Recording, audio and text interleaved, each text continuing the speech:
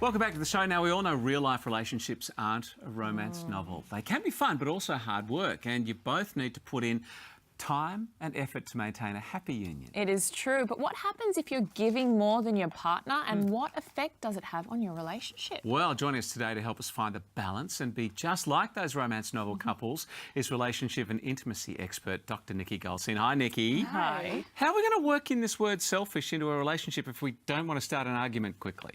Well, what normally happens is that one person becomes the over-nurturer.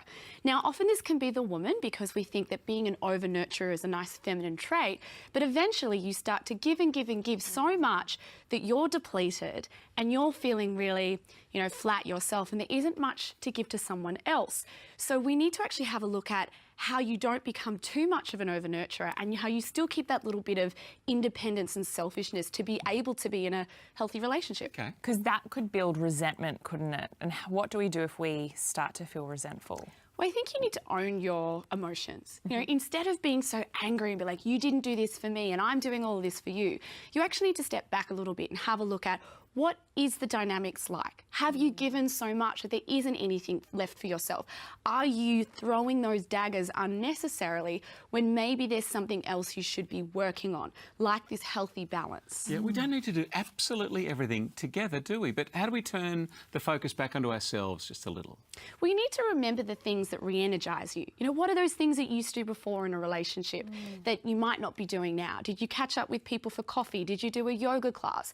You may not have the luxury of time, but it's really important to remember what it is that you want to do so you can incorporate that into the balance of a relationship so you don't feel like you're compromising and giving up everything for the sake of someone else. Yeah. So you hit on something there, the balance of a relationship. How do we find the balance? Well, I think it's really important that you have a look at, having that conversation. Because when we have a look at this word compromise, maybe your partner isn't compromising enough. Maybe you have got to that point where you're giving so much and you feel like they could be coming up into the mix as well.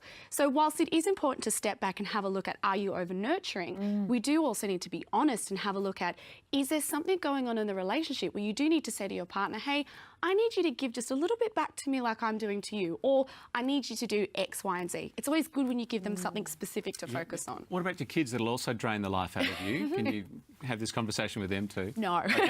Not until they're about 15. Okay, some great tips. Let's cover them again. Make sure you maintain some independence in a relationship. Don't do that codependent love dance thing. Yes, you need to be able to do the things that you used to do before you met your partner, because remember, that still makes you attractive as well. That's why they were into you. Yeah, and I think you said kind of even keep a list too, so people... Yes, remind yourself. Yeah. Was it yoga? Was it Pilates? Was it the odd occasional cocktail night? Yeah. And maintain those friendships outside of the relationship. You're so good at this little social thing.